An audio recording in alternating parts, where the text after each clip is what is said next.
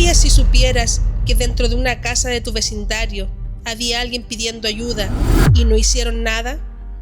¿Podrías imaginar que quienes cometieron uno de los crímenes más atroces de la historia moderna salieran en libertad en menos de 10 años?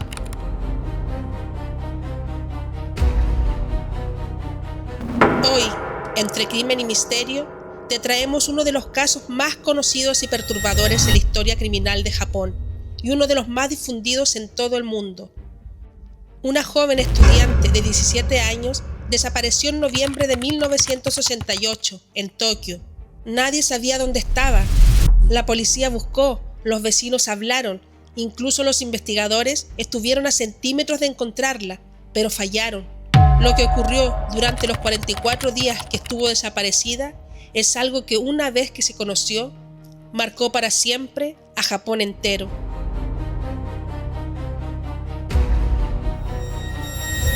Y lo que vino después con la justicia dejó marcado también al resto del mundo.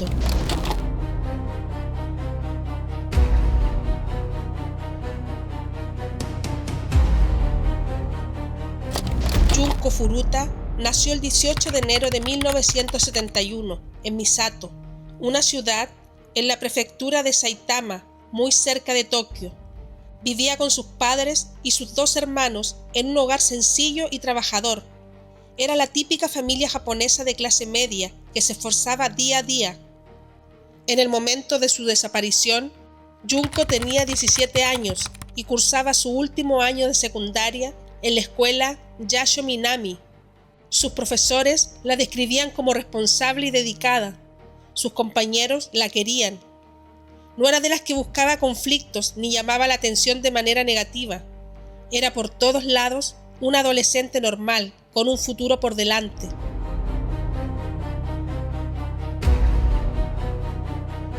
Desde octubre de 1988 había conseguido un trabajo de medio tiempo en una fábrica de molduras de plástico. Su objetivo era muy concreto: ahorrar dinero para el viaje de graduación que tenía planeado con sus compañeros de clase. 2 veces por semana, después de la escuela, iba a trabajar, nunca faltaba. Además, ya tenía otro empleo confirmado para cuando se graduara. Había sido aceptada en una tienda de artículos electrónicos. Todo estaba planeado. Junko sabía lo que quería y tenía la determinación para lograrlo. El 25 de noviembre de 1988 salió de su casa en bicicleta como cualquier otro día. Su familia la vio irse. Nadie imaginó que sería la última vez. Esa misma noche, Junko no regresó a casa. Su familia esperó, después llamó, luego fue a buscarla, y cuando nada dio resultado, presentaron la denuncia ante la policía. La investigación comenzó de inmediato. Se distribuyeron fotografías de Junko, se entrevistó a profesores, compañeros de clase, compañeros de trabajo. Todos decían lo mismo: era una chica sin enemigos, sin problemas, sin nada que justificar una desaparición.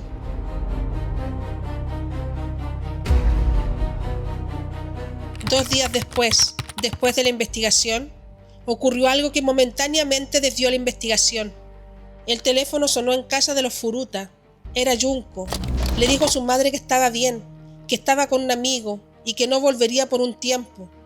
Antes de que pudiera hacer más preguntas, la llamada se cortó. Los padres quedaron desconcertados. Esa no era la Junko que conocían. La voz sonaba rara, forzada, como si dijera algo que no era del todo cierto. Pero legalmente, si alguien dice que está bien y que se fue por su propia voluntad, la policía no puede hacer mucho. La investigación siguió, pero con menos urgencia. A principios de diciembre llegó una pista concreta, una llamada anónima alertando sobre ruidos extraños y posibles gritos de auxilio en una casa del distrito de Ayase, en Tokio. 2 oficiales fueron enviados al lugar, tocaron la puerta. Una familia los atendió.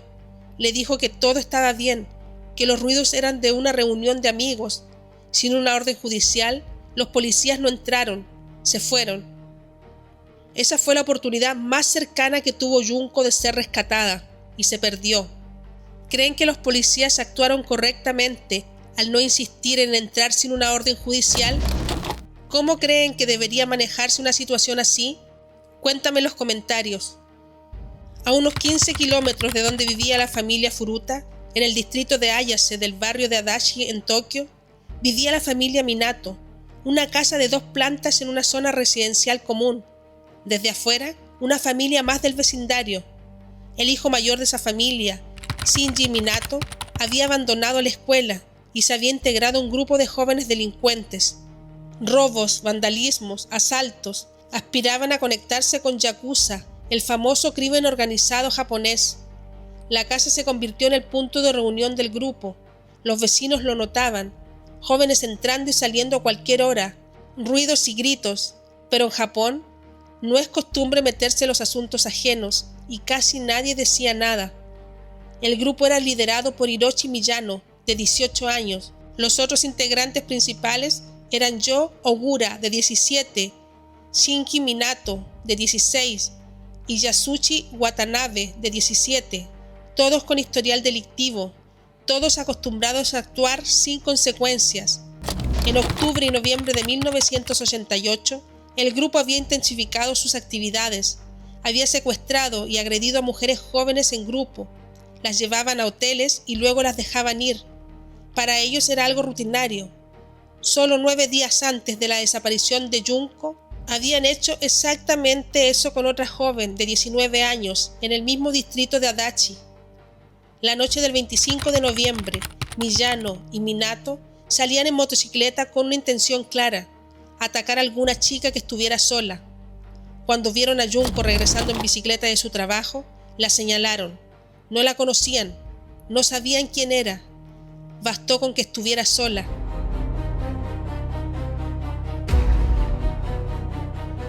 Minato la golpeó desde la motocicleta al pasar y huyó.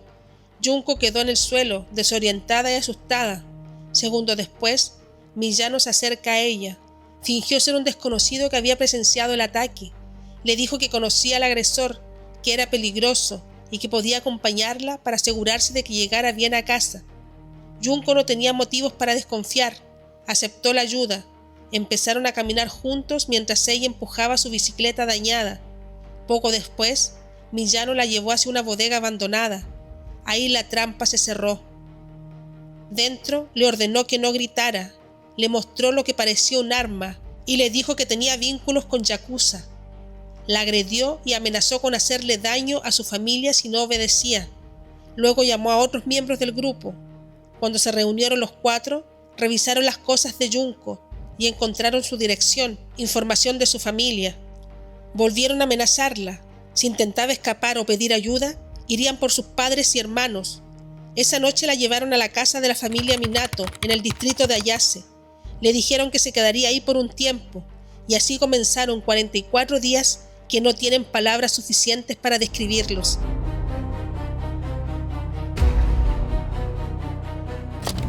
Lo que ocurrió en esa casa durante 44 días fue reconstruido más tarde, a partir de confesiones, testimonios del juicio y los resultados de la autopsia. Lo que podemos decir es esto: Junko estuvo retenida bajo vigilancia constante. No estaba sola con sus 4 captores. Otras personas entraban y salían de la casa.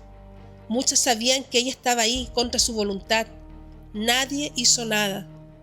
Durante ese tiempo, Junko fue sometida a agresiones físicas y psicológicas de forma reiterada y sistemática. Las agresiones eran diarias y se intensificaban con el tiempo. La privaban de alimento y agua, la humillaban de todas las formas posibles. Para sus captores, había dejado de ser una persona. En algún momento, medio de ese infierno, Junko logró alcanzar un teléfono y marcar el número de emergencias. No llegó a hablar. El intento fue descubierto antes de que pudiera decir nada. Las consecuencias de ese acto de valentía fueron inmediatas y terribles. Hacia finales de diciembre, su estado físico era crítico. Estaba severamente desnutrida y con múltiples infecciones. Su cuerpo estaba fallando. Aún así, sus captores no mostraron intención de detenerse. El 4 de enero de 1989, uno de los captores, frustrado por una pérdida en un juego de cartas, decidió descargar su ira sobre ella. Lo que siguió fue una agresión que se extendió durante aproximadamente 2 horas. Alrededor de las 10 de la mañana de ese día, Después de 44 días de cautiverio, Junko Furuta dejó este mundo. Tenía 17 años. La autopsia confirmó que prácticamente no había parte de su cuerpo que no presentara lesiones. La causa del deceso fue shock traumático y fallo multiorgánico, resultado directo de las torturas prolongadas. Los especialistas determinaron que Junko había estado consciente durante gran parte de ese tiempo. Sus captores envolvieron el cuerpo de Junko en una manta, lo metieron en una bolsa de viaje y lo colocaron dentro de un tambor metálico de 208 litros que llenaron con concreto fresco. El tambor fue abandonado en un terreno baldío en el distrito de Koto, en lo que hoy es el parque de Wakasu. Pasaron meses. La investigación sobre la desaparición de Junko estaba estancada, sin pistas sólidas, sin testigos, sin rastros.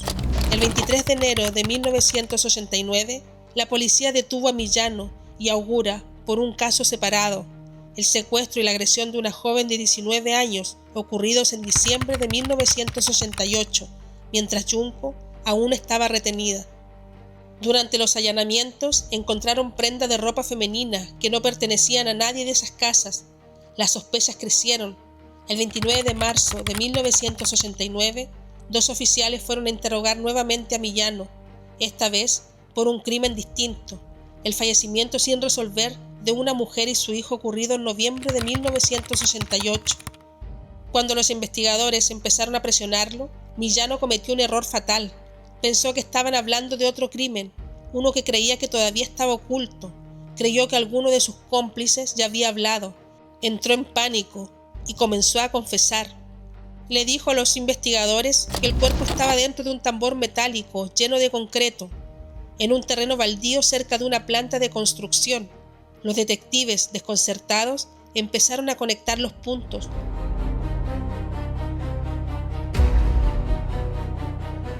Una joven de 17 años había desaparecido en noviembre. Las fechas coincidían, el lugar coincidía. Esa tarde, la policía fue al lugar indicado y encontró el tambor exactamente donde Miyano había dicho. Era tan pesado que varios oficiales tuvieron que moverlo entre todos. El olor confirmó lo peor. Al romper el concreto, aparecieron los restos de Junko Furuta. Habían pasado casi 4 meses desde su desaparición. Gracias a la confesión de Miyano, fueron detenidos los otros 4 integrantes, Ogura, Yasushi, Watanabe y Minato.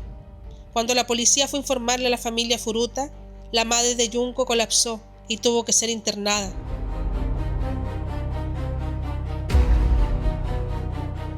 Con el tiempo, comenzó a circular una historia que pretendía explicar el crimen. Se decía que Miyano había ido a la misma escuela que Junko, que se había enamorado de ella, que ella lo rechazó y que ese rechazo desató su furia. La historia se difundió rápidamente porque ofreció algo que la gente buscaba, una razón, un motivo, algo que ayudara a comprender lo incomprensible. Pero esa historia no era real. Los registros judiciales y las investigaciones lo confirmaron.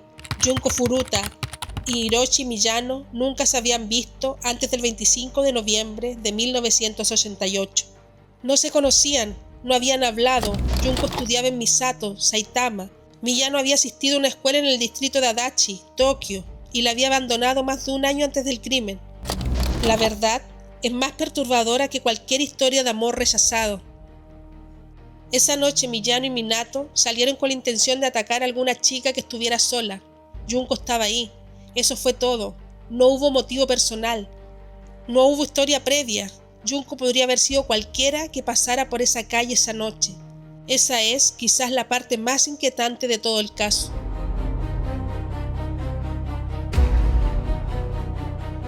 El juicio por el crimen de Junko Furuta comenzó en medio de una enorme controversia. 3 de los 4 responsables eran menores de edad al momento del crimen, por lo que la ley japonesa de la época protegía sus identidades. En los documentos judiciales aparecían identificados solo como A, B, C y D. El rechazo social fue inmediato y generalizado. La revista Shukan Bunchun decidió romper esa protección legal y publicó los nombres reales de los implicados. La decisión le trajo consecuencias legales a la publicación, pero una parte importante de la opinión pública la respaldó.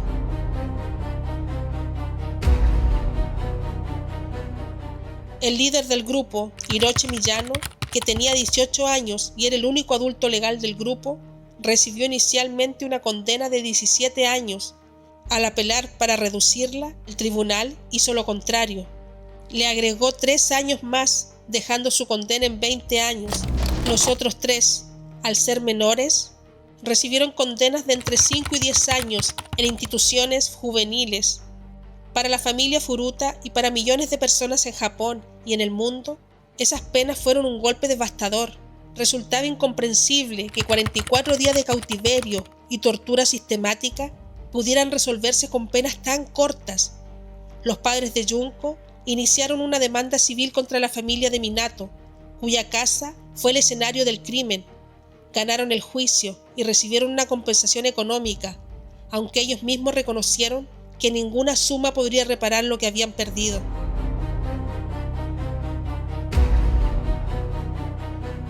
¿Qué fue de los 4 hombres que le arrebataron la vida a Junko Furuta?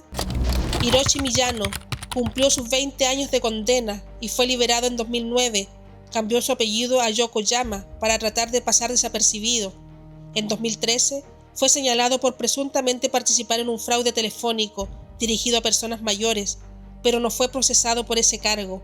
Sus movimientos actuales no son públicos, en parte porque la legislación japonesa protege la privacidad de los ex reclusos. Se sabe que tiene vínculos persistentes con el crimen organizado.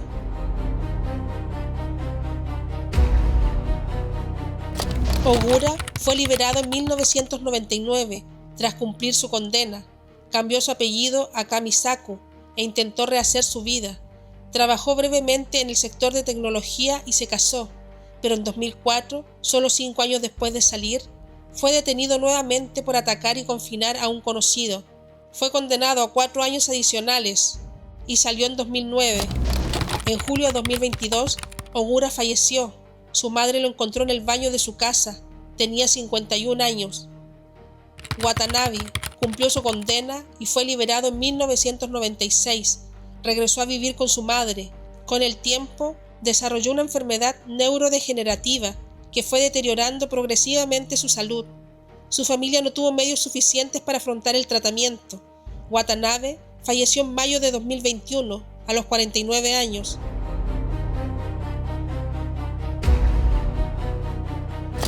Minato fue liberado en 1998 tras cumplir su condena. Intentó continuar con su vida, pero en 2018 fue detenido nuevamente por agredir a un hombre con un objeto contundente y por intentar apuñalarlo en una disputa por un estacionamiento. En 2019 fue condenado a 1 año y 6 meses de prisión. Su paradero actual es desconocido. En cuanto a los cambios legales que este caso impulsó, Japón reformó su legislación juvenil de manera significativa. En 2022, la edad de la mayoría de edad penal bajó de 20 a 18 años, lo que permite que jóvenes de 18 y 19 años sean juzgados con mayor dureza cuando cometen crímenes graves, e incluso que sus nombres sean difundidos públicamente tras la acusación formal. Estos cambios son vistos en parte como consecuencia directa de casos como el de Junko Furuta. En 2024, una docuserie japonesa revisitó el caso con testimonio de periodistas y expertos legales. No aportó nuevas evidencias, pero volvió a poner el nombre de Junko en el centro del debate público sobre justicia y rehabilitación.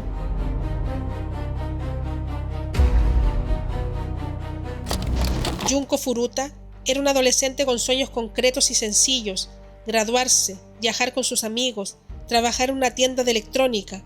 Todo fue arrebatado porque estuvo en el lugar equivocado y en el momento equivocado. Pero lo que este caso deja como enseñanza va mucho más allá del crimen en sí. Hay una verdad que incomoda. Junko no fue rescatada porque muchas personas eligieron no hacer nada. Los vecinos que escucharon y callaron. Los padres que sabían y miraron hacia otro lado. Los policías que tocaron la puerta y se fueron. Si una sola de esas personas hubiera actuado de manera diferente, Junko podría haber sobrevivido. El silencio también es una forma de complicidad, y ese es el mensaje que Junko deja, más de 35 años después. No olvides suscribirte al canal, darle like a este video y activar la campana para no perderte ningún caso. Esto ha sido Entre Crimen y Misterio.